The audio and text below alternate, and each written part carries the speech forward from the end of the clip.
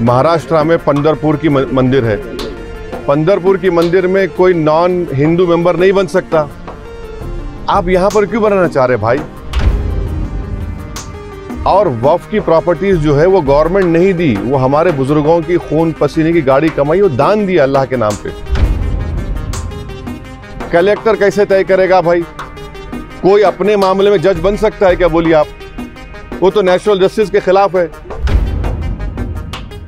कि ये जो झूठा प्रोपेगेंडा बीजेपी फैलाती है कि 13 लाख सबसे बड़ा तीसरा बड़ा रियल एस्टेट है, मैं आपको बता रहा हूं कि तमिलनाडु, आंध्र प्रदेश, तेलंगाना और ओडिशा के चंद प्रॉपर्टीज को मिलाए तो यहीं पर 4 प्रदेशों में 14 लाख एकड़ जमीन है। मैं यूपी, बिहार, राजस्थान को नहीं मिलाया हूं, महाराष्ट्र को नहीं मिलाया हूं। सर किसी ने जो है वक्फ मामले में जो है आप लोगों की बातें सुनी नहीं है। ये कानून अगर बन जाएगा तो आगे और कितनी मुश्किलें पेश आएंगी? देखिए, वक्फ का जो बिल जो जॉइंट वर्किंग कमेटी को रेफर हुआ था, वो जितने अपोजिशन पार्टीज के एमपीज थे, बशमूल मेरे, कांग्रेस पार्टी के, टीएमसी के, डीएमके के राजा साहब, अब्दुल्ला साहब और एक एनसीपी के मेंबर भी थे, हम तमाम ने, हमारे इमरान मसूद हमारे छोटे भाई वो भी थे, तो हम तमाम ने उस रिपोर्ट के ख़िलाफ़ अपनी अपनी डिसेंट रिपोर्ट को दिया।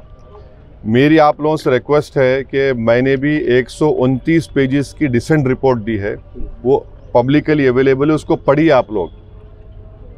उसको पढ़ने के बाद आपको मालूम हो जाएगा कि जो मोदी सरकार ने वक्फ बिल लेकर आया है वो वक्फ प्रॉपर्टीज़ को बचाने के लिए नहीं लाया गया है, वक्फ प्रॉपर्टीज़ को छीनने के लिए, उसको बर्बाद करने के लिए।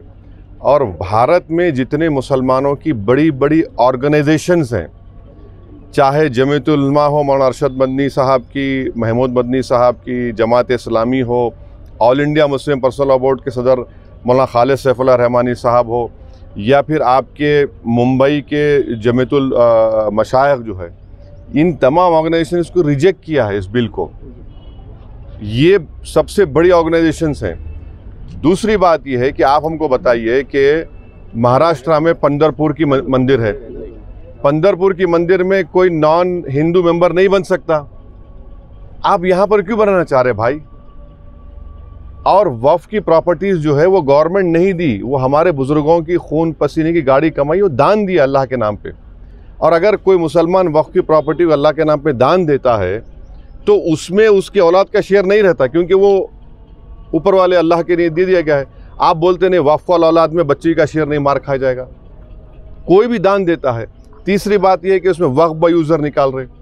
हिंदू धर्म में आप बीके मुखर्जी साहब की किताब है, वो पढ़िए, जो सब मानते हैं। उसमें लिखा कि बाई कस्टम बाई यूसेज वो टेम्पल की प्रॉपर्टी हो जाती, वहाँ पर जब हो जाती तो यहाँ क्यों नहीं हो सकती है भाई? और वक्फ बाय यूज़र ऐसा नहीं है जो बीजेपी झूठ बोल रही कि जहाँ आप दस्ती रख दिए, जहाँ पे हाथ रख दिए, या जहाँ पे जाके मुफ्ती इस्माइल साहब नमाज पढ़े वक्फ हो जाती। नहीं, बाबरी मस्जिद, राम मंदिर केस में 4-5 पेजेस है, पैराग्राफ्स है, जिसमें सुप्रीम कोर्ट ने वक्फ बाय यूज़र को अपहेल्ड किया। अब उसको निकाल रहे हैं। लिमिटेशन एक्ट हिंदू एंडोमेंट पे अप्लाई नहीं होता, एसजीपीसी सिख गुरुद्वारा अप्लाई नहीं होता, आप इस पे अप्लाई कर रहे भाई। अगर कल के दिन कोई खाबिज है, इंक्रोचर है, उसको रिवॉर्ड कर रहे हैं आप, लिमिटेशन एक्ट आप निकाल कर। कलेक्टर को इतने पावर्स दे रहे हैं आप, कलेक्टर कैसे तय करेगा भाई? कोई अपने मामले में जज बन सकता है क्या? बोलिए आप। वो तो नेशनल जस्टिस के खिलाफ है।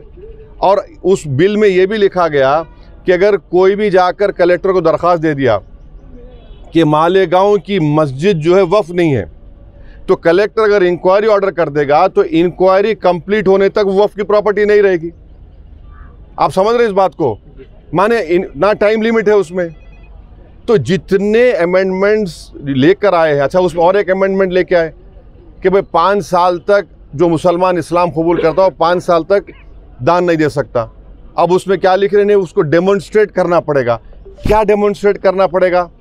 मुफ्ती इस्माइल साहब देख के बोलेंगे हाँ ये नमाज पढ़ रहा, एक्सेप्टेबल होगा मोदी साहब के लिए? ये दाढ़ी छोड़ना डेमोन्स्ट्रेशन है, उसको डेमोन्स्ट्रेट करने के लिए, उसके रिलीजन के लिए? क्या रोज़ा रहना डेमोन्स्ट्रेशन? आप कौन होते भाई?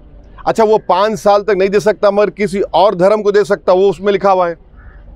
तो ये आप वक्फ प्रॉपर्टीज़ को बचाने के लिए नहीं ला रहे हैं, ये वक्फ को बर्बाद करने के लिए, वक्फ को छीनने के लिए, मस्जिदों को छीनने के लिए, ख़बरस्तान को छीनने के लिए, इवैक्यू प्रॉपर्टीज़ जो वक्फ हैं हज़ारों एकड़ में ख़त्म करने के लिए। आखिरी बात यह है कि ये जो झूठा प्रोपेगेंडा बीजेपी फैलाती है कि 13 लाख सबसे बड़ा तीसरा बड़ा रियल इस्टेट है, मैं आपको बता रहा हूँ कि तमिलनाडु, आंध्र प्रदेश, तेलंगाना और उड़ीसा के चंद प्रॉपर्टीज़ को मिलाए तो यहीं पर 4 प्रदेशों में 14 लाख एकड़ ज़मीन है।